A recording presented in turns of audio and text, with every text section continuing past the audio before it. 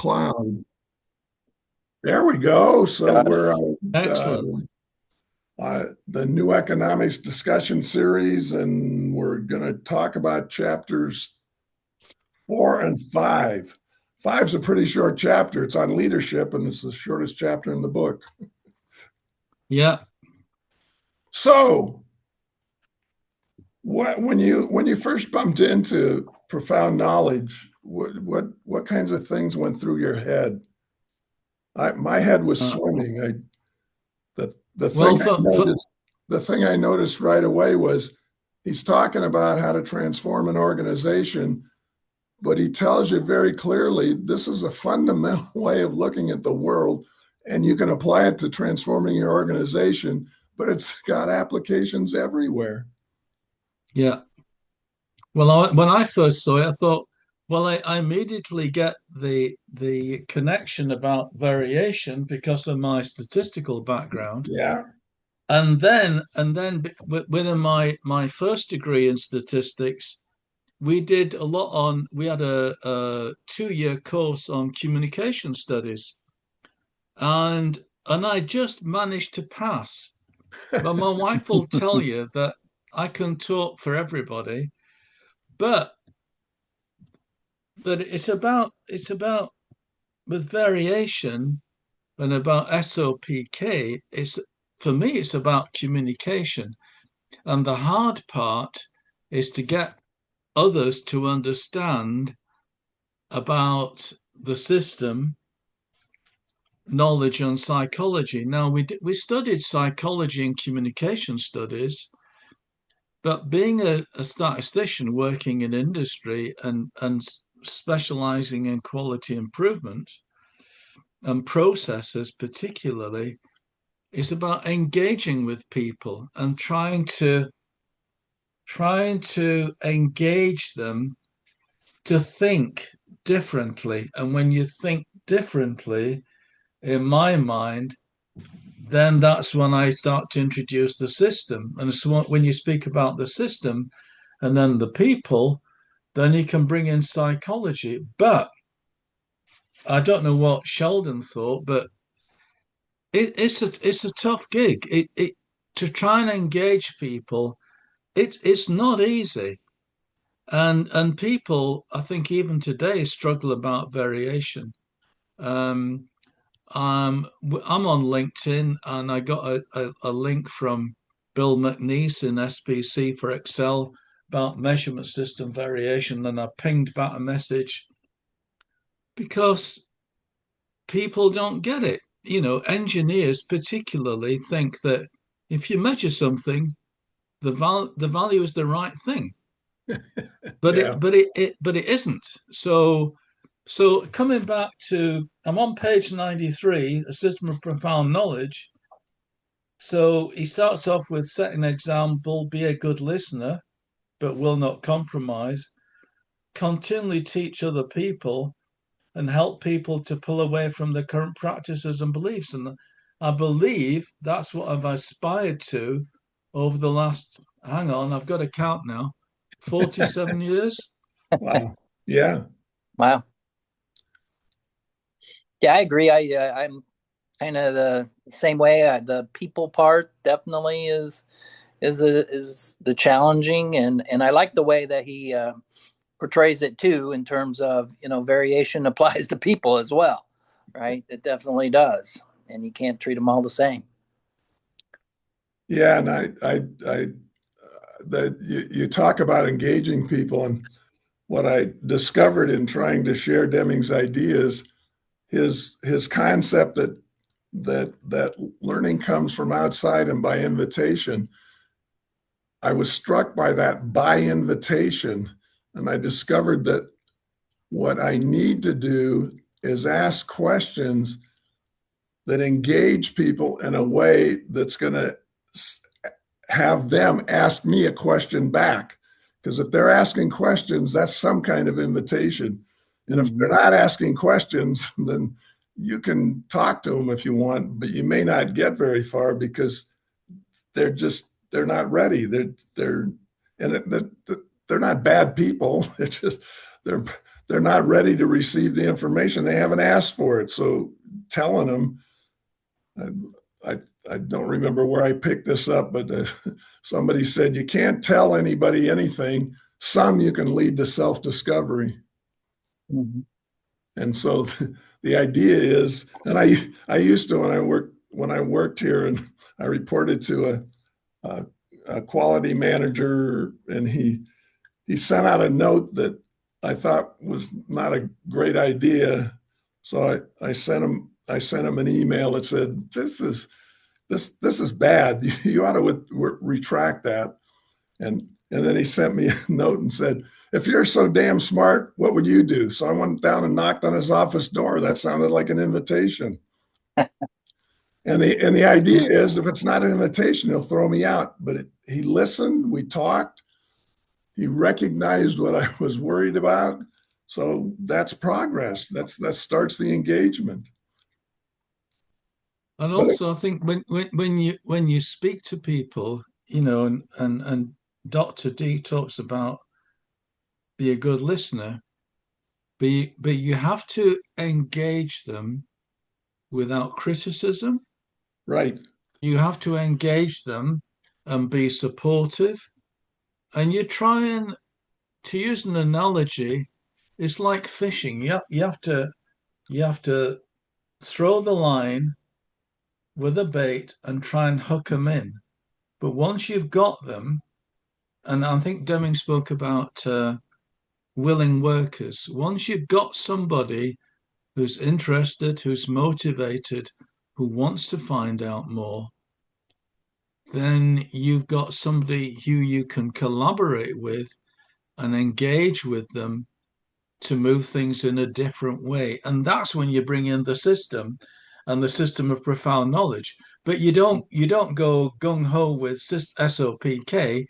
You've got to be very discreet and very gentle. And then they suddenly, to endorse what you said, you've got to allow them to keep asking more questions to go beyond. Yeah. And I've always seen it as like a partnership or a mentorship in some cases, right? Yeah, with each individual employee, because with the goal being making them successful, and in whatever it is, and then sometimes solving a problem. Actually, that works a lot better. Sometimes they're having some kind of an issue, and you can talk through that issue and say, "Well, I've had success in the past by doing this." And then usually they're all for it. Hey, whatever, it's got to a point where they're ready for help. They tried to solve it on their own. They couldn't. And then you can start introducing, well, here's a technique I used. Hey, here's a book you could read that, about this. And that it works more often than not, because people really want to succeed. They want to solve their issues, and you just give them some tools to do that. And then boom, that if it's successful, then it opens up to all kinds of things. Yeah, and that opening up, I think, is critical, because I remember at one of our end-to-end conferences, somebody said, "Well, I see what you guys are trying to do. You're trying to make us think differently." And I said, "Careful, I'm not upset about the way you think. I'm trying to help you become aware of the way you think affects, and in some cases limits, what you're able to see. I just want to make you aware. Then after that, it's up to you. Think what you want. There's nothing particularly wrong with your thinking, but you may not be open to seeing all the possibilities. And it's about opening that up. And I do like the concept of Deming was really concerned about people and talking about destroying our people. And so what I found with beginners, especially ones that I think are going to be a little bit reluctant, I find showing the red bead experiment and then talking about the red bead experiment and moving from there, I'm able to help them recognize that they might might be able to do better with helping people just by recognizing some of the limitations of their current view of how things work. So that's and it doesn't matter how you get them engaged. If they're somebody who's interested in variation and you can get them engaged to the variation end of it, that's fine. But I like working from the people end, because I just look at what, as Deming points out, is what we're doing to the people. I said, what the heck? When I was teaching school, I saw the same thing. Boy, there's a good way to make sure nobody wants to learn anything. Let's send them to a school. Holy cow. Mm-hmm. Yeah, and then he constantly points out too, kind of repeats it a lot about the whole ranking part of it, right? And that's the other thing. You just got to kind of shove that away, get that out of the world, and then just let the person be the person. And a lot of times that helps a lot. Yeah, I was thinking about the education part. It still rankles me that in the UK we have 11 to 16 years of secondary education, and then you can go on 16 to 18. In England, it's slightly different to Scotland, where we live now.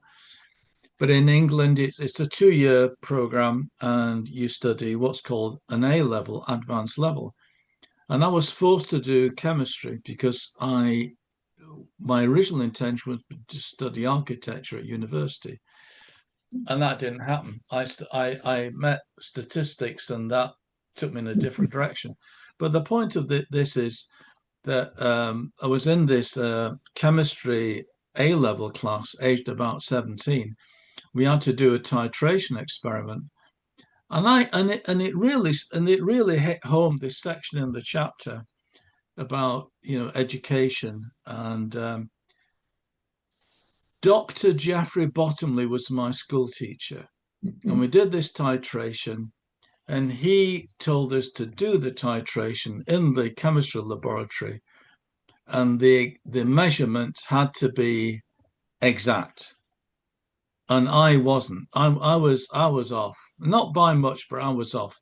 So he ridiculed me in the class, and I thought, and even then I thought, there's something wrong here. I followed the written instructions, I followed the process, but I didn't know then what I know now, that there was probably other extraneous sources of variation that impacted my titration result. He didn't get that. He just ridiculed me in front of the whole class. And even today, this is 2026, so I'm going back 54 years, and I still remember it. And that's one of the points Dr. D mentions, that, and I thought, we're being recorded, so I've got to be careful of what I say. But I thought you've missed the point.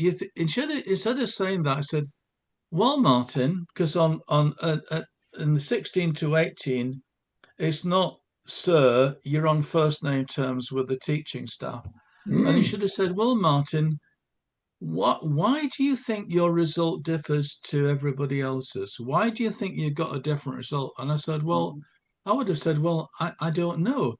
He should have answered, well, because there's been a change in the system.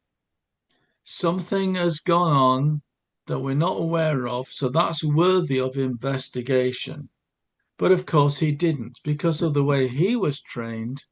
That just fell foul, So when I was reading these 2 chapters, I was like, oh God, blimey. So what's fascinating is the whole school system. When I was working in it, when you create a test and ask a question, there's always a right answer and a wrong answer, which doesn't have anything to do with the real world. No. Right and wrong answers. There are different answers. Not the same. Exactly. There and are different answers. The question you should ask is, under what circumstances is that answer useful to us? And under what circumstances is this other answer useful to us? They're both useful in some way, but they're different, and it's okay for them to be different. Yeah. Exactly. That's Exactly. In university, I had a physics degree, right? Took all these physics classes.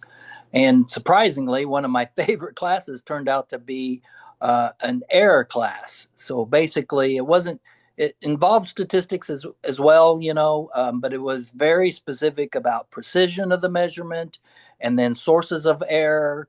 And then, of course, error bars and getting into the details. But it was great because it was, you basically had to look at your system and evaluate your system and find out what you expect and what you got, and if it's different, where that could have come from. So it just leads right into all these different things long before I ever even heard the Deming name. But it was a great class, and it resonates. So reading some of this stuff back to that class. yeah. Yeah. The idea of helping people learn is way different from delivering a set of curriculum and correcting tests. Just Mm-hmm. and frankly, what I discovered is no matter how elegantly I designed a test, the kids would find different ways to interpret whatever I had asked and give answers that surprised me. But the fact that they surprised me didn't mean they were wrong answers. It's just they had a different view of the world. Mm-hmm. I used to tell people that I give tests, and what I discover from the tests is they learned something, but it wasn't what I had in mind. Yeah. Yeah. And it doesn't matter. They learned something. That was the point. Right. Exactly. When I was lecturing in statistics in Aberdeen years ago, I set a question for a first year exam, university exam, to draw a histogram. But I didn't say, I made the mistake with a class of 100 students. I didn't say what the bins for the histogram should be. So I got 100 different answers, and all of them were correct. Now and that made my life a misery because I had to go through every single Yep. one. Mm-hmm. Whereas, as Tim just said, every single answer was correct because I did not have a good operational definition Yep. within the question. So they came back with their interpretation. And this happens every day in everyday life. You say something, you write something, but different people, this is variation in people, interpret in a different way. And they are not wrong. You cannot criticize them. They have interpreted quite correctly in their own mind, with their own education, their own knowledge, the thing that you asked, and they are correct. So we need to work on reducing that source of variation. And Yeah, and, and it's not easy. my first job after I bailed out of teaching, I ended up winning a job here at a Rocketdyne division called Atomics International back then, and I was hired as a specification engineer, and I discovered that no matter how well and and very exacting I wrote the specification, there were people that would read it differently. And then you have to because you're trying to buy a part that's has certain meets certain requirements, and they have a different understanding of what you told them, and you can go back and get mad at them. But how mad can you get when you say, well, I see how you got your interpretation, but that's not what we want. So instead of badgering them, you need to go back and say, here's what I'm trying to get. How best can I describe this so next time when this is what I want, that you'll be able to get me exactly what I want. Yeah, yeah. I'm reminded of it was a Six Sigma Green Belt project I was involved with a company, and there was a standard operating procedure which should is probably going part way to being an operational definition. Yeah. But the task was given to five different engineers, for a simple design task, but not too much detail. And there were 5 completely different answers. And it was a very simple design of, let's call it a widget. You couldn't criticize the individuals, but what it demonstrated was that the standard operating procedure was not robust in terms of robust engineering to give you a definitive answer. Now you do want designers to be innovative and come up with new ideas, but with a very simple design, you would hope that they would agree, but they didn't. So there's a natural example of people-to-people variation following a standard operating procedure. And how do you manage that? You can't criticize them. You've got different results, but that's life. Yeah. I wrote procedures for a while also, and discovered an interesting thing on procedures is that if you're going to write a procedure that covers 100% of the things that can happen, that thing is going to be so long and so complicated, nobody will be able to figure it out. So you write the procedure to cover, I don't know, 85, 90% of what goes on.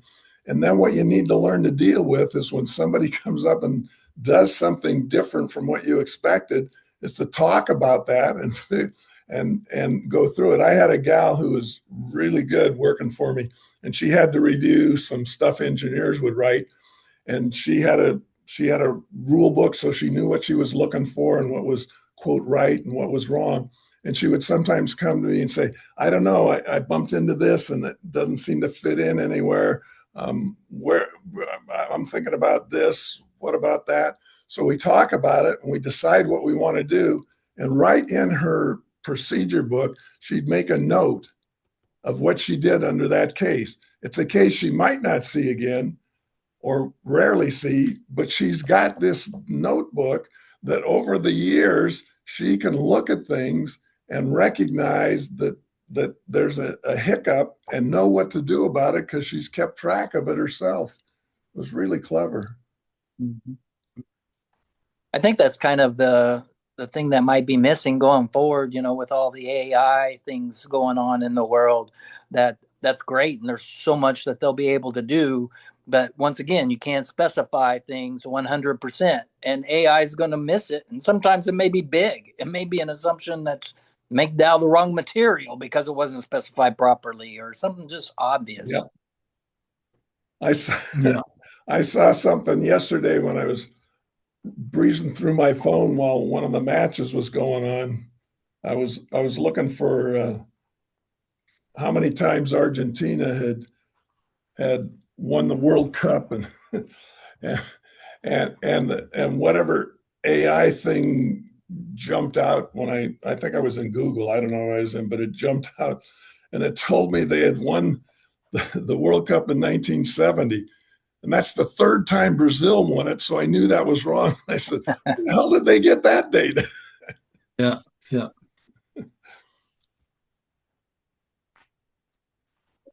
I also like for a physicist and statistician to tell us that for any value or characteristic that you will never have a true value. You only have an agreed to value based on your operational definition.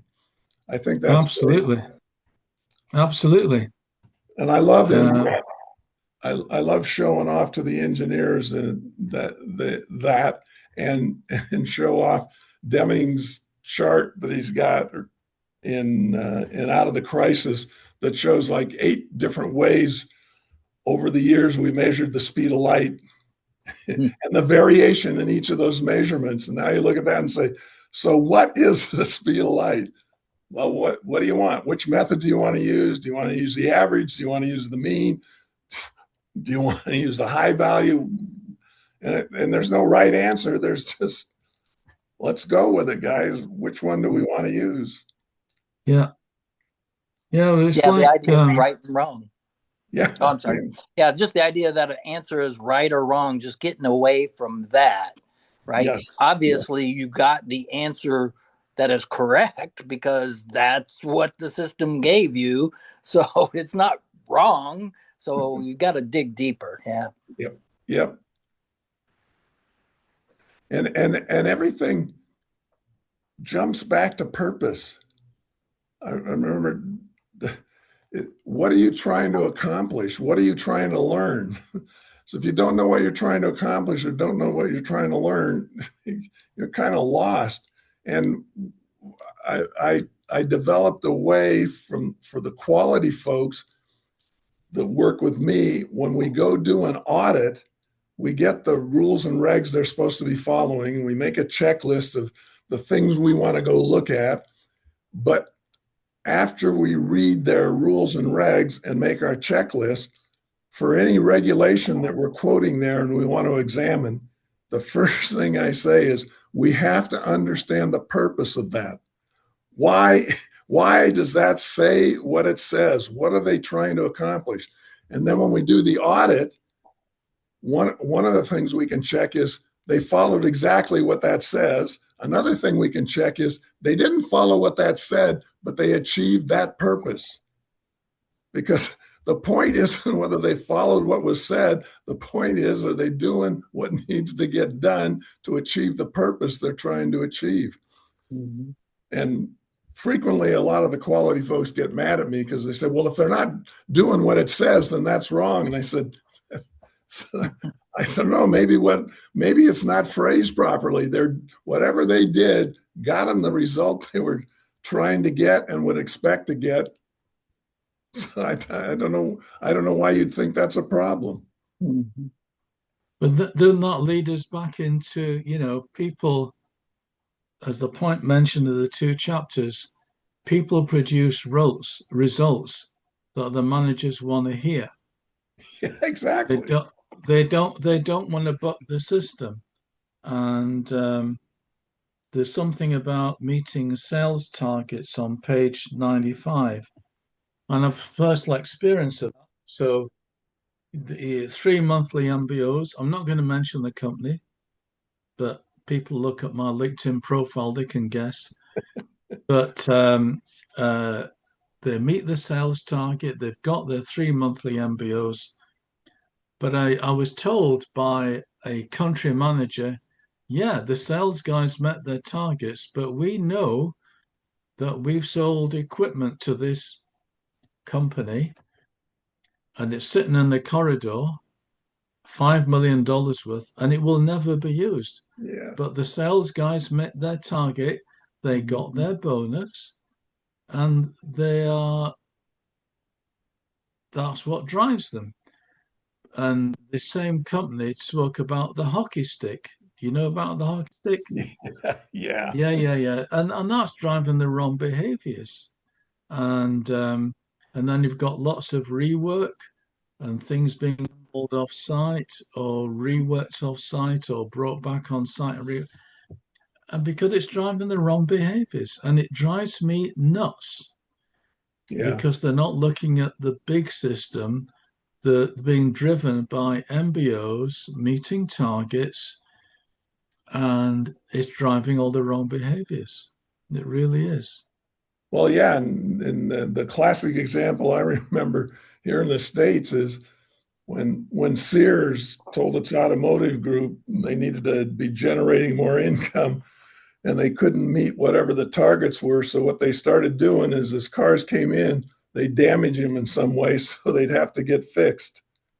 And when that scandal hit and somebody realized that was going on, it kind of wiped out Sears, anybody having any trust in the Sears automotive department, but not just the automotive department, it affected the whole company.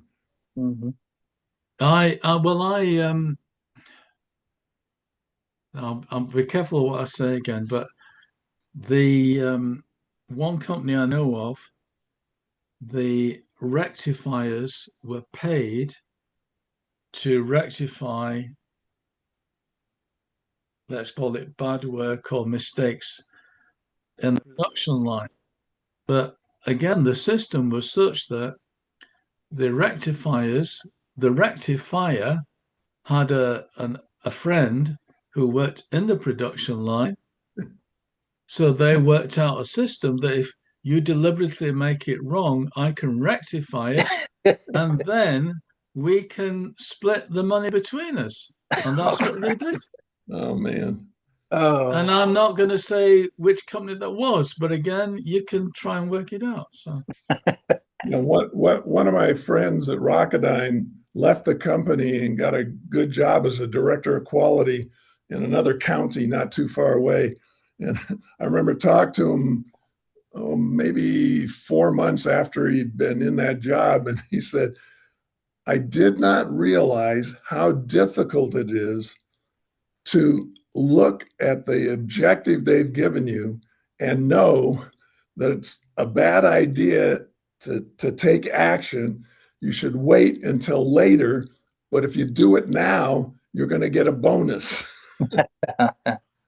He said he cannot believe how hard it is to resist doing it now, even though waiting would be better. Mm-hmm. Yeah. One of the turnarounds, the company I just had started at the time, kind of looking at their quality department and how they did things. And it was a color measurement that we were taking. And turns out the variation was quite extensive, but didn't know that at the time. But so things would come in, measure the color. It's wrong. It's outside the spec. And their solution at every single time was to keep remeasuring it until you got a value within the spec. It was to that degree. There's a big aerospace company where the guys who build the fuselages figured out what time of the day they measure nose to tail fuselage length. Because at that time of the day, they're going to get the right answer. Other times of the day, the expansion and contraction is going to put them on the wrong side of the spec. Wow. Yeah. I'll need to send you I'll find it later. I can do it now.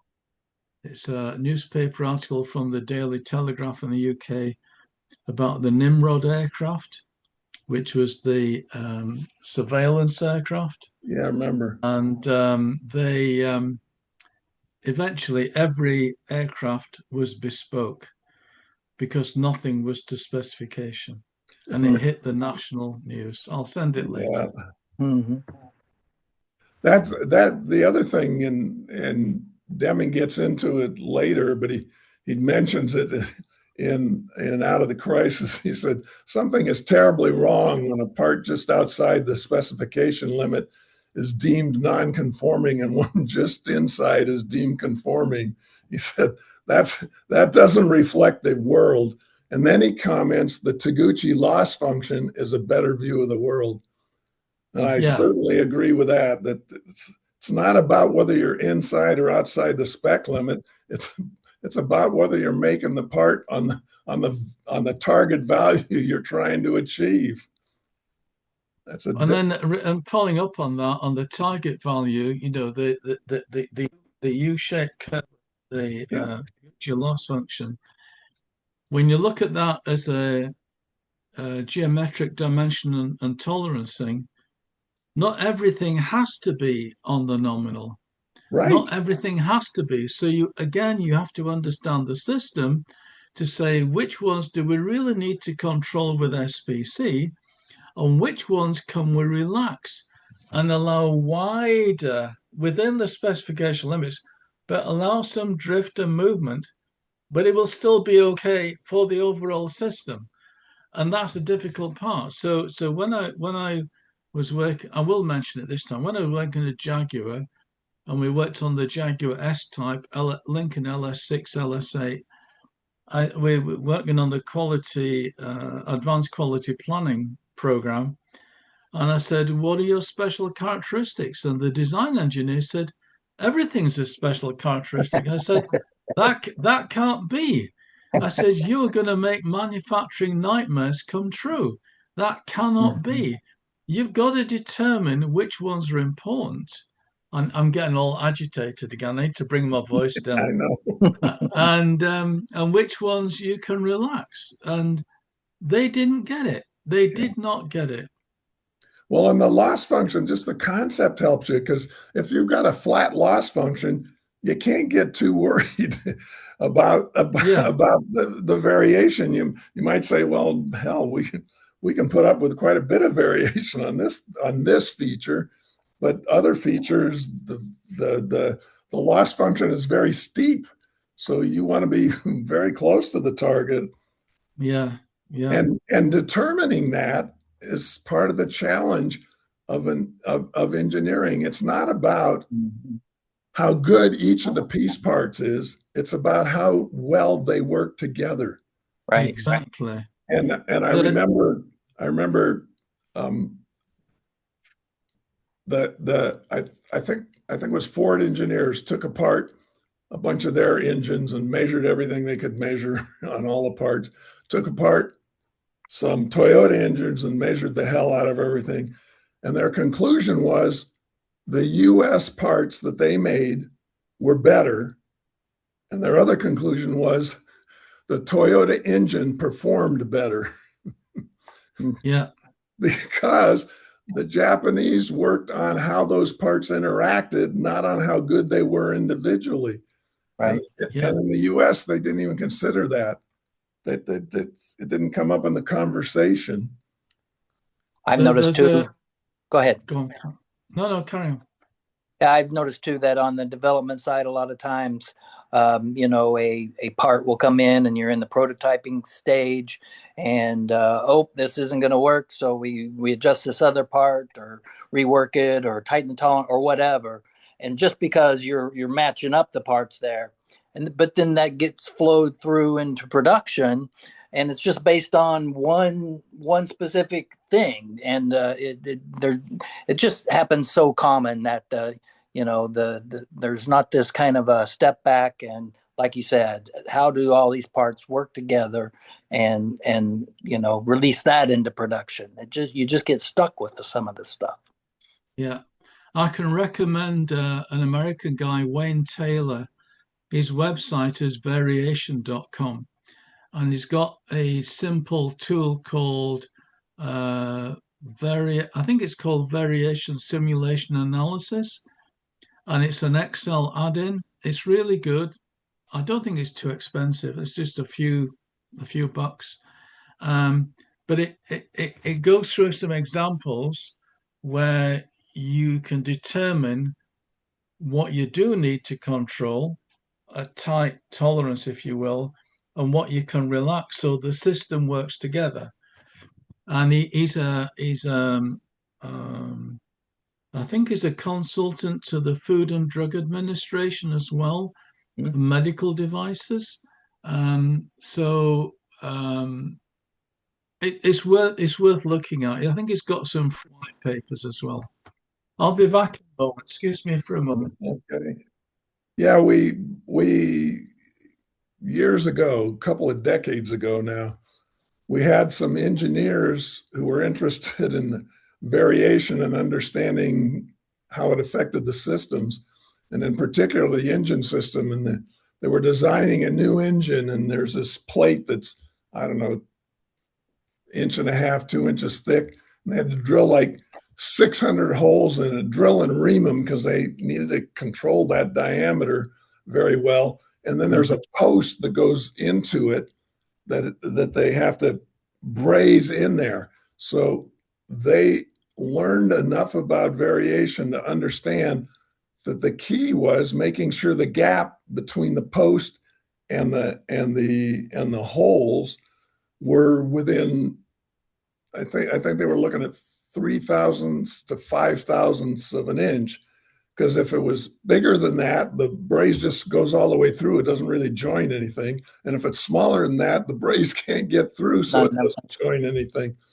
And when they were first starting the design, they asked the braze engineers who were going to end up doing the brazing, what they called it first time through. What are our chances of getting, what percent first time through? One braze, all those brazes, the thing's almost 2 inches thick. So they want to see braze at the top and braze at the bottom to say, hey, that's good. And he says, and I don't know, 650 or 680 or whatever the number of holes and posts was, says, what first time through can we expect? And he said, no more than maybe 50 to 60%, which means they have to braze every one of those things at least twice to get all the joints right. So these engineers, recognizing the interaction between holes and posts, went down to the shop guys and had them do experimentation on when they make the outside diameter of the post, what range of variation will they get? They had the guys make holes and ream them, and then they measured them to see what the variation was. Then they gave target values to the guys making the posts for outside diameters and a target value for the guys making the holes, and sent them on their way. And I remember one of the manufacturing guys was cutting posts, and he cut 6 or 8 of the posts on the high side, and instead of on the target value. And the engineer was really good, because he went to the guy and he said, I want to show you something. See these posts you made? He said, yeah. And he said, well, they meet the specification, but we told you that target value we want you to shoot for. He said, now I want to show you what happens with your post. I want you to put it in this hole over here. And the guy put it in there, and it was a real pretty tight fit. And he said, yeah, see, that's pretty good. He said, well, the engineer says, well, it's not as good as we'd like, because when it's that tight, the braze doesn't go where we want it to go, because it can't get through that tightness. He says, here, take one of these parts that was made on the first shift where they shot for the target value and put that in there. He says, you feel that? He says, well, that's looser. And the engineer says, yeah, it's a little bit looser, but it's not too loose. So what I'd like you to do is take those parts that are already made, already meet the specification limits, and I want you to redo them to try to hit the target value, which in essence cost that worker's area more expense. And the guy said, yeah, he'd be happy to do it. And when we asked him later why he agreed to do that, because the parts met the specification limits, why would you bother to do that? He said, because Mike has always treated us fairly, and I wanted to do something for Mike. So now you start to recognize how the human interactions have a huge effect on the output of what you're creating. Yep. Huge. Right. And that is, it goes back to the aim, right? Is working towards everyone's success, not just your own department's success. Yep. Yeah. Yep. And Deming's example in here, and I can't remember where it is, but where he talks about the sensors that they had, and they decided they could move the sensors to the engine and lower the cost of the transmission by like $250, but it would increase the cost of the guys that built the block, I guess, that the parts were going into. It would increase that by $100. So the guys in the block department put a kibosh on making that change. So holy cow. Yeah. And that's a tough one there, because especially, when there's a bunch of components going into whatever it is you're making, it's hard to have that overall picture and how this affects that and that affects this. Yeah. And the people doing that work are often incentivized, once again, get the cheapest, the thing that's the cheapest. Well, it's still, I don't, it might be in the back of their head somewhere, but they don't call it, management doesn't frequently call it, they don't recall it into their consciousness, but making individual parts better doesn't necessarily make the system better. And yet they focus everything on making individual parts better, including the people. Right. They take the people as individuals and do performance appraisals on individual accomplishments, as if that means anything. Oh, right. Yeah. If you take that engineering analogy, which is what I sort of came into, the program manager of a major project hopefully would understand that you get some trade-offs so that the system improves when one individual component, let's say, incurs a loss. Yeah. But that needs good program management skills rather than trying to optimize every individual component, subsystem, subsystem within the overall system. And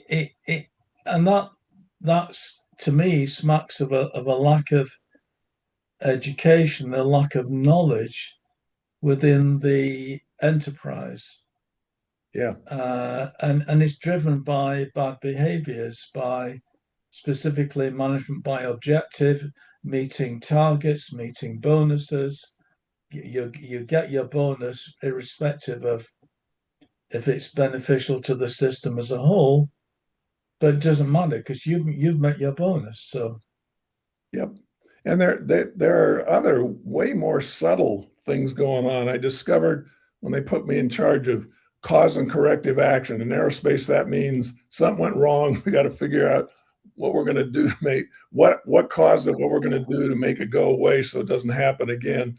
And I discovered in working with people that with people who were there, so they were part of what was going on. So we're getting pretty good evidence on what happened and what didn't happen. And we go through that and we create this cause network that says, here's these things caused this, which causes all these interactions.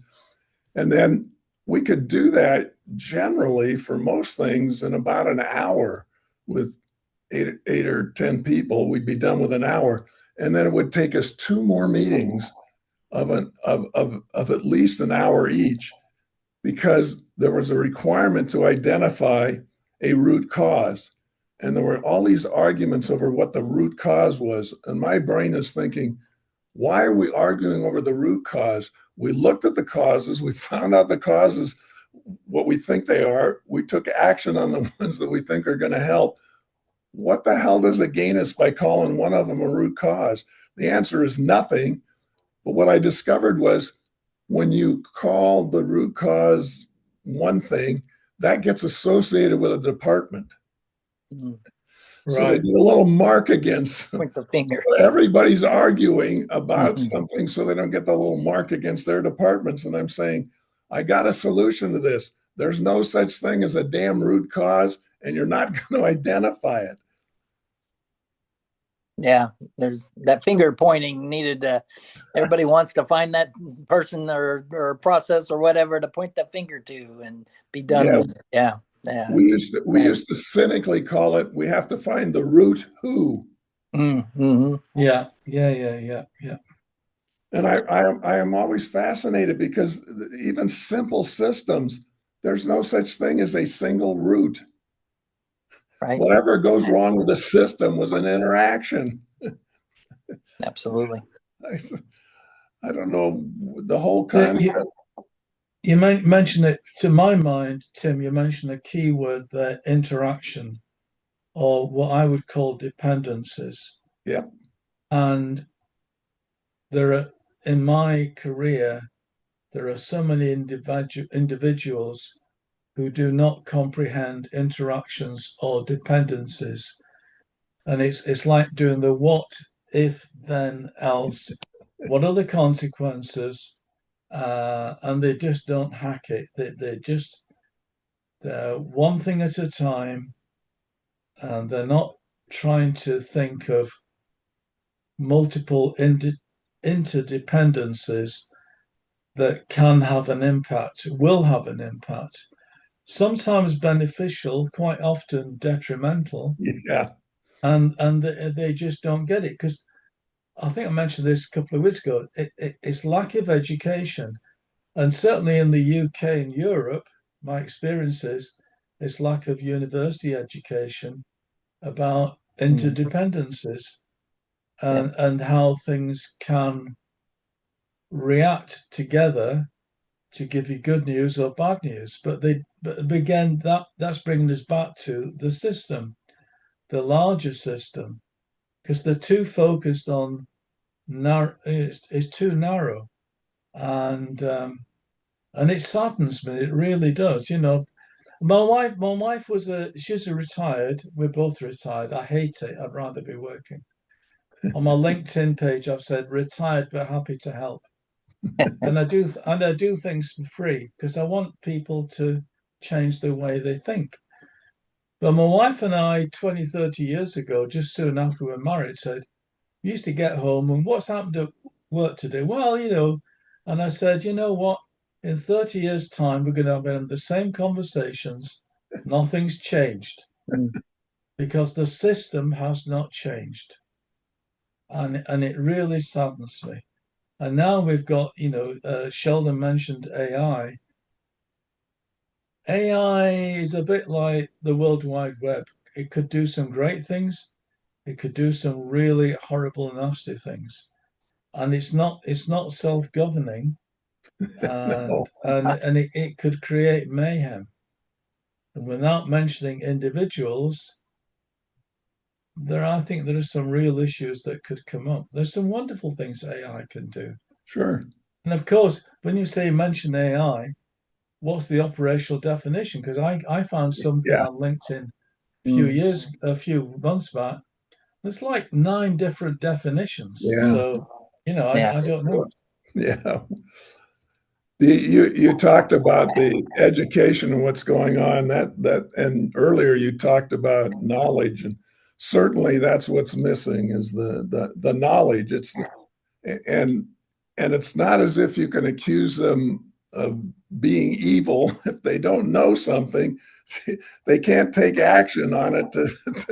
That's the fact that they don't know it. I mean, Brendan, my kid, when he was 3 years old, didn't know a lot of things, so he engaged in some stuff that was kind of dangerous sometimes. And now that he's 35, I don't expect him to do that same thing. But the idea is that just because right now you don't recognize it, if you're open to learning, you can pick up something. And and again, you talked about the helping somebody move on without feeling guilty about the past. I didn't realize how tough that was for people because what in essence what we're asking them to do is say, oh, what I've been doing for the last 25 years is clearly the wrong thing to be doing. I should be doing this other thing. But there's no reason, and you have to help them for them to feel guilty. They only knew what they knew. Right. You can't Yeah. expect them to act any differently. And in I some think I ways, mentioned, go in some ways too, it's built in, right? It's that whole X causes Y mentality. Yeah. And even in the physics world, even at the sub level, at the fundamental level, they're finding out no, that's not the way it works. But it's built in that brain that's the way you think. So you have to learn new ways. Yeah, that I was going to say, in the whiskey industry I worked with a microbiologist, and I think I mentioned this a couple of weeks ago, but anyway, it's worth repeating. The microbiologist, PhD microbiologist, I introduced him to design of experiments. And I said, you need a stable system before you do a DOE. So we used SPC on the incoming grain quality. And without going into the details, then we established stability. Then we could do a DOE. And he said, and it stuck with me, he's a senior executive now with an American pharmaceutical company. And I hope he's still pushing DOE. We're connected on LinkedIn, but I don't know what he's up to. But he said, you've made a most profound comment. You've made me realize I've wasted 10 years of my life. And I went, oh God, what have I done? Yeah. Oh So my goodness. Yeah. because he'd only change one factor at a time, Yeah. not multiple simultaneous changes in a statistically designed experiment. Now, long story short was we found the dependency, which takes us back a few minutes ago.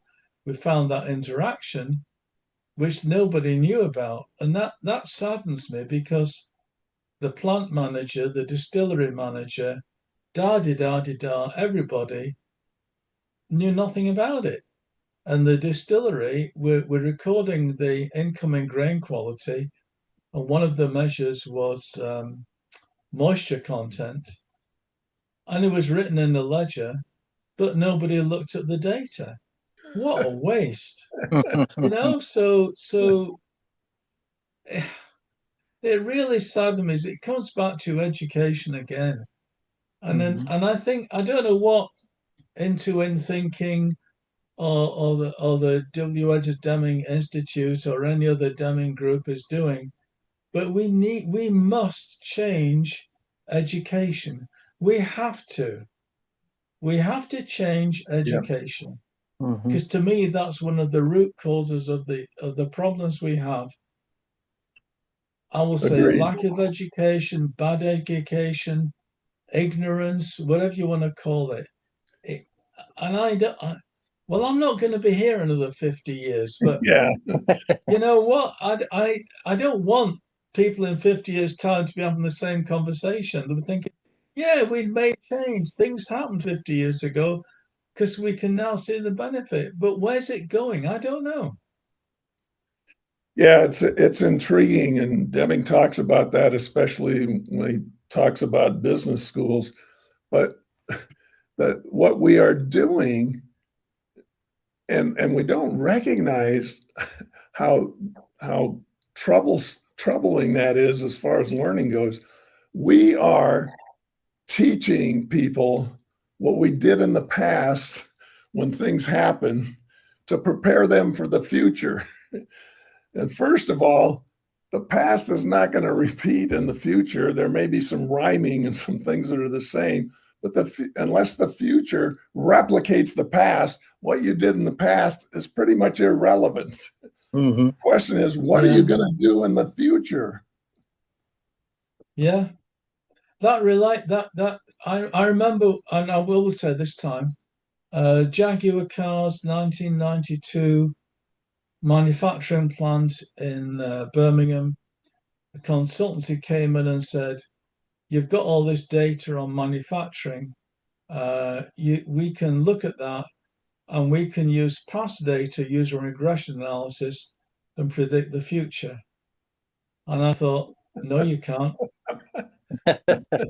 No, you can't, because what's gone before and what you've measured is not a good indicator for the future. It depends how you measured it, depends what your definitions were, and you're just trying to sell a software which ain't going to work. So it was pushed to the side. But because they said, oh, you don't do designed experiments, you just need to use regression on what's gone in the past. No, it doesn't work. Yeah, that when you're looking at statistics, the first thing you have to remember is, if it's a statistic, it's historical. It already happened. The question and the objective is to predict what's going to happen in the future, which may or may not have anything to do with what happened in the past. And that brings us into Deming's point in these two chapters about enumerative and analytical studies. Yes. Because the enumerative, he mentions chi-square, f-test, t-test. Yeah, great. But you need to analyze what's going on and then be able to predict. If you've got a stable system, it is predictable. And if it's unstable, it's not predictable. And I like the idea that when you move into that realm of making the prediction, the prediction is not based on the statistics. The prediction is based on your understanding of what's going to happen, what you think is going to happen in the future, and what you're doing to engage in creating the future you want. Creating it. Yeah, and creating it is even more important. Yeah, exactly. Also, another thing that comes up is the idea of what values you are looking at or measuring, Yes. right? And so often that goes back to you just measure the same ones from the past that you always measure. And then in a lot of cases, it's just because they're easier to find or easier to measure, not necessarily more important for the outcome. So that's another variable and a piece that gets confused, that with these are the only ones that matter because these are the only ones we've measured in the past. I can tell you that executives are very, very happy to have numbers they can look at, metrics they call them. Yep. They have no idea what the metric is telling them one way or another, but they like to look at them and then holler and scream if they don't come out the way they'd like. And the first thing they tell me when the metric doesn't go the way they want is the system's broken. And I said, so the system's not broken. This is what your system does. It's not, nothing's broken. This is the result you're going to get. But it's really hard to get them to give up. And when you ask them, why are you measuring that? Mm-hmm. And the answer comes back, because we want to know what the value is. And I'm thinking, that's a circular argument. What are you trying to learn? What's the whole point? What if you quit measuring that? What hell would break loose? Mm-hmm. And when you're talking about measures, whether it be weekly, monthly, whatever, Yeah. and this overreaction and not plotting the data in an SPC chart and not understanding natural variation and analyzing the causes of variation. I mean, I reacted to a Bill, no, a Roger Hell and I connected on LinkedIn there, and he's written a paper with somebody about blood pressure measurements. And I said, well, I had a Wellman check a while ago, and we were new to the area, so you go through the routine with the general practitioner, the MD, and he wanted to measure my PSA, and it was all with natural variation. Anyway, so there was a spike, right? So it was like the nurse in the practice said, well, that looks okay to me, but no, no, no. He wanted it analyzed, have to go to the hospital. And then he didn't tell me there are various things you must not do before a PSA blood level measurement. Yeah. One of which is do not do heavy physical exercise. So I go to the gym 4 days a week, right? For like an hour or more. And that's heavy physical exercise. Now, I do need to do work on my core, but my legs and my arms are fine. The head's okay. Anyway, came back and he overreacted. So I put this back to Roger and he said, oh, that's a good idea. Yeah, PSA, that's I should have thought about that one as well. And then it came back from the nurse eventually, take no action. But the point was the GP, the general practitioner, just tossed my IMR chart to one side, did not understand enumerative and analytical studies, but overreacting to enumerative, not understanding that, and he did not give me advice. I had to find it for myself from the National Health Service UK government website. And I'm thinking, you're missing the point. But bringing it back to industry and commerce, they just don't get it. I've worked with guys at a board of directors and the whiskey company overreacting to individual measurements month by month and attacking directors for no just cause. And it's really bad. It's really bad. So a friend of mine, was it Steve or somebody else? The purpose of analysis is insight. And Steve Leclerc used to say, the power of the tool, like SPC, is the conversation it creates. Two things I remember: the purpose of analysis is insight, and the power of the tool is the conversation it creates. Because when you engage somebody with an analytical tool, not an enumerative tool, an analytical tool, and then you can get into another conversation, you broaden the horizons and you bring them on board, and then they start thinking, oh, hang on a minute, the system. Yeah, we didn't think about the system. Mhm. Yeah, I like that because the whole the whole idea is to engage in discussion that's going to lead to improvement. And Absolutely. and however that happens, hopefully it happens in a sensible way so you're not jumping all over the place. But Mhm. By the way, I meant to mention that I've tried hard to read Schuhart's book about SPC. yeah, That is a difficult read. yep, But Mal Owen gave a talk about 20 years ago. He's written a good book called SPC in the Office, and that's a nice book. But he said that Schuhart came up with the plus or minus 3 sigma limits purely on empirical studies. exactly. Started off at plus or minus 1, went to Mm. plus or minus 6, sort of worked it out that plus or minus 3 was a reasonable place to be. And then, of course, you get the academic statisticians, and I am not that. I am practical applied. I've Yeah, studied the theory, but hey, I don't want to know it. But they try and and then of course SPC in America was different to SPC in the UK because you had action limits and control limits. We had control limits, and I'm thinking, I don't care. It's a control limit. It's plus or minus 3. It works for the majority of data, but the key message is the purpose of analysis is insight. You need to take action when you need to take action. yeah, Don't overreact. Don't overreact. the it's the concept that those limits are somehow physical and have some deeper meaning. It's a misunderstanding. I have a smoke alarm in the house. When it goes off, I take action. May not be a fire, but I got to look. If I don't look, I could be in trouble. There may be a Yeah. fire, there may not. All that is helping you do is recognize there's a potential for something to be awry that you can take action on. So go look and see. And that's a whole different thing from getting all tied up in, especially with the guys that are trying to tell me based on the control chart, they know what the percent chance of the next part being within spec is. And where do you guys come up with this stuff? Yeah.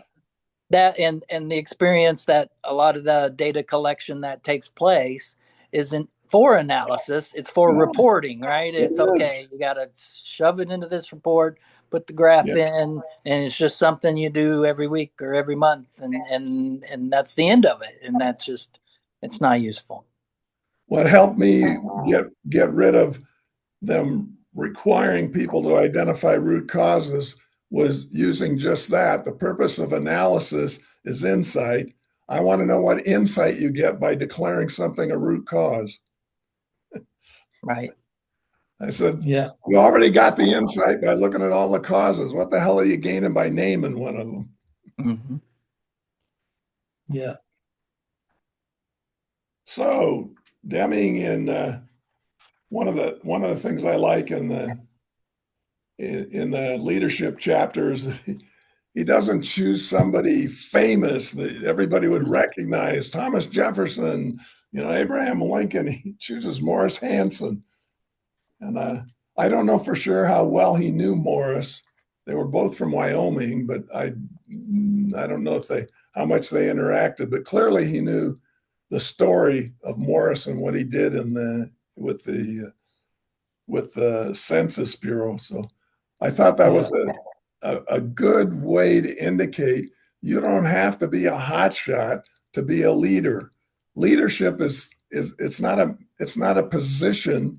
It's a way of behaving. It's not a it's managers may be leaders, but they also may not be leaders. It's a position of authority within the organization. Leader is not. But in most organizations, they decide that management and leadership are equal, which I think is a huge mistake. Mm-hmm. Russ Akoff points that out, the distinction between management and leadership. Yeah, I have there's something I kept from the Sunday Times newspaper about 30, 40 years ago. I'll send it to you. Managers and leaders spot the difference. And it's quite a nice, it's two columns of bullet points. And it's quite good as an icebreaker. And I've come to the reality that in an organization, you need both. Yeah. You need managers, yes, who do things right, but you need leaders who do the right things, and they take you on to another level. So I'll send it to you. It's just a one slide PowerPoint, and I don't remember the source. I can't remember, but it's a nice thing. It's a good icebreaker in a session, and it basically boils down to, well, actually, we need both, but leaders are few and far between. Yeah. Managers are all over the place, and there's lots of bad managers and very few innovative leaders. I think I've met 2 leaders in my career, just 2. The rest have been managers, a majority have been bullies. Yeah. Yeah, no, it's common. Yeah. Leaders by being at the back of the pack with a cattle prod. Boom, boom, boom, boom. Mm-hmm. Yeah. That's and in some sense, leader, you're in the wrong place.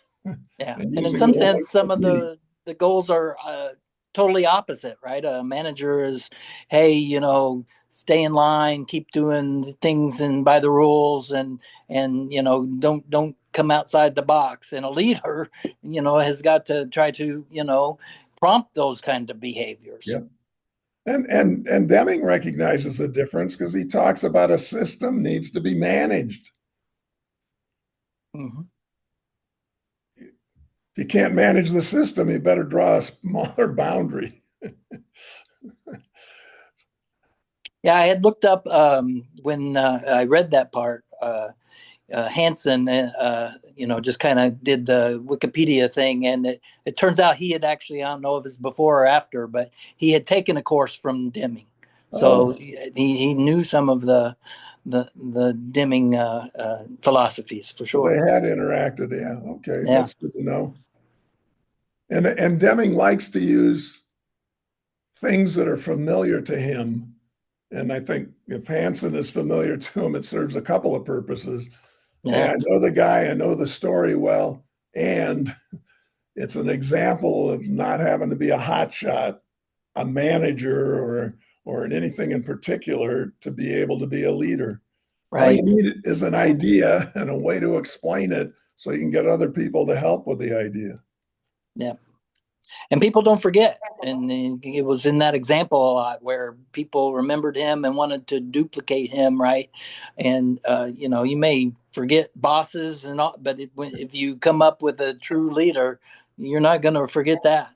Yep. Yeah. That's definite. So what else struck you about these 2 chapters? What's always intrigued me is, so what, this is 30 years old now? Mm. More than 30 years old. The question would be, I wonder what profound knowledge would look like, how it would have changed, in what ways. I can't imagine it would be identical to what it is now. Because Deming didn't stay in the same place. He paid attention to what was going on. Mm-hmm. And I do remember looking at early versions of profound knowledge. One of them I saw had I think it was as many as eight things in it. And so he was thinking about it. Michael Tveite talks about the fact that there's kind of a backwards thing that went on with Deming. He developed his 14 points, which when he developed, he was operating out of a theory, but he hadn't expressed the theory. When he gets to the new economics, he expresses the theory and then comments, if you apply this profound knowledge system to transforming an organization, a natural output will be the 14 points. Mm-hmm. So All right. Yeah. So he did what, and Mike pointing that out was really intriguing, because Deming all these years, part of what prompted him to document profound knowledge, I know, was Claire Crawford Mason, because he kept saying there's no substitute for knowledge, and she kept bugging him about what knowledge. He didn't have any good answers, and he finally came up with profound knowledge. And she said, "What's profound knowledge?" So she kept bugging him to come up with something. And I think that was a good thing to do, because what he came up with is far more valuable than merely applying it to changing an organization. It's a way to view the world to give you better insights so you can make better decisions about what you're going to do going out into the future. Yeah. At all levels. I do remember somebody at one of the conferences I went to was handing out wristbands. I got a wristband. This one says Brazil, but they said, "What would Deming do?" And what I thought was so fascinating about that is that's the wrong question. The question is, with your knowledge of Deming, your knowledge of your organization, your knowledge of what you're trying to attack, what would you do? Speculating on what Deming would do is pointless. First of all, there's no way to figure it out. And second of all, it doesn't matter, because you're familiar with your situation. You're familiar with what you're trying to accomplish. So you ought to use these ideas to help you accomplish what you're trying to accomplish. It's not about what Deming would do. Yeah. And I find some Deming devotees are unwilling to pay much attention to information that comes from outside Deming. And I find that a real shame, because you take people like Russ Akoff and others, and you look at their work, and you say, and Alfie Kohn and others that Deming mentions, and you incorporate that work into what you're doing. There's no reason to be exclusive. Didn't come from Deming, it must not be right. That's crazy. Yeah. Especially considering it's been stagnant for 30 years. I do find with a lot of Deming devotees, they can be quite narrow-minded. Yeah. They I don't know how to convey it, but they've just got blinkers on. They've moved. They have. Deming was in favor of learning. They've moved to a point where they think everything they need to learn has already happened, and they're unwilling to consider anything else. Yeah, yeah. I mean, I mentioned I was at Bill Schirkenbach's seminar about 5 weeks ago, and I mentioned somebody who's very pro Deming. I'm not going to say who. Very anti Six Sigma, and I spoke to Joyce Senior at a conference in Sheffield on TQM, and said Deming was very disparaging about Six Sigma, and she said, no, no, no, no, no. He didn't like the metric. He did approve of the Six Sigma training. Yeah. And I think and I mentioned this to Bill Schirkenbach, and he agreed. He said, because Bill worked with Ford and Statistical Methods Office and then GM, and he worked with Dr. Deming on his 4-day seminars, I believe, and he was a big user of Six Sigma. And I said to Bill, if you use Six Sigma as a problem solving and process improvement methodology within your overall organization system, that's okay. Don't worry about the metric because that's a load of rubbish because there's nothing such as a perfect normal distribution. It Yeah. comes down and then it tails out to infinity, but it never does that. I mean, it's just a load of rubbish. Michael Harry was just a sales guy at Motorola. I mean, he used to work for Motorola, so but I said, well, and he agreed. He said, but it won't change the system. If you're going to use it as problem solving process improvement methodology, you could use 8D, you could use Chrysler 7-step, you could do whatever you want to do, but you won't change the system. And Six Sigma, if it's not operationalized within the major company, it is suboptimal. So, and he agreed wholeheartedly. And I spoke about this guy in Australia, and he said, "Oh, he's just a hack." I'm not going to mention names. He's just a hack. And this guy, to come back to your point, the Deming devotees, he's just so he can't. He's blindsided, Yeah. and it disappoints me. So I know the limitations of Six Sigma. I know where it can work. I know what's practical and what's not practical. I used it. I have used it. I use statistical thinking. But the American Society of Quality definition of statistical thinking, everything is a process. Every process is part of a system, and all systems vary, more or less, Yeah. You have to understand the system, and that keeps us bringing us back to SOPK. And when you talk about system, you talk about variation, you talk about people, and you're talking about knowledge and getting the knowledge of the system and making it work in a better way. So, to me, they're all interconnected. You cannot just dismiss Six Sigma as, oh, that's just a fad. It isn't. It isn't. It's a methodology that can be used to great benefit. Mhm. It's like any tool. The effectiveness of the tool has to do with the fundamental thinking of the people using it.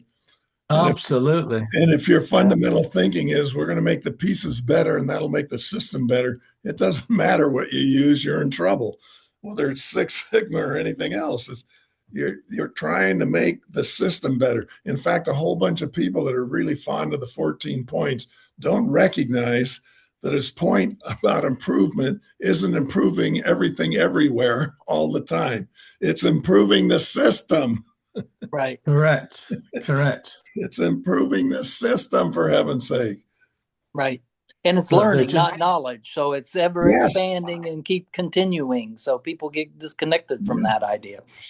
And that whole idea about learning, Michael Tavidi talked about that too. He said he remembers whoever he's working with, and they're working hard to incorporate these ideas, and they think they've got it, and they've reached something that's like an achievement or a plateau level. And he says, and then we look up and there's this big huge mountain that we still have to climb. Mm-hmm.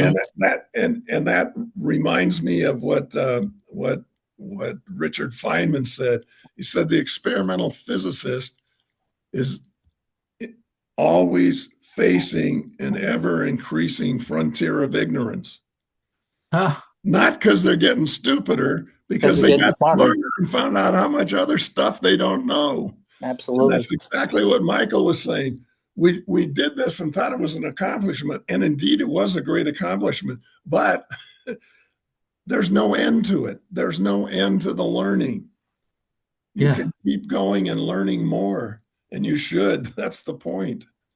Exactly. Mm-hmm. Well, thank you guys for joining in. No, great. Been wonderful. Yeah, it's always what's amazing to me. And I never knew that teaching school, or I would have done some of the stuff in the English classes I taught differently. But the fact that reading something alone gets you a certain amount of information, But whenever you read something and discuss it with others who have read it, it's orders of magnitude more learning than doing it on your own. You just because you only have your own view. So, and when you hear other people's views, it gives you new ideas, might give them new ideas, might create new ideas that would never have come up if the conversation didn't come up. And I Yeah, really enjoy these things. me too. Thank you very much for organizing. Yeah. And Absolutely. see you next week. I will send you that Yeah, I do. Nimrod section and also managers and leaders. And please feel free to share Yeah. if you want Okay. to. Yeah, great. Thanks. I appreciate it, guys. I'm going to hit the recording button that closes the recording in a second here. Record, pause recording, stop recording.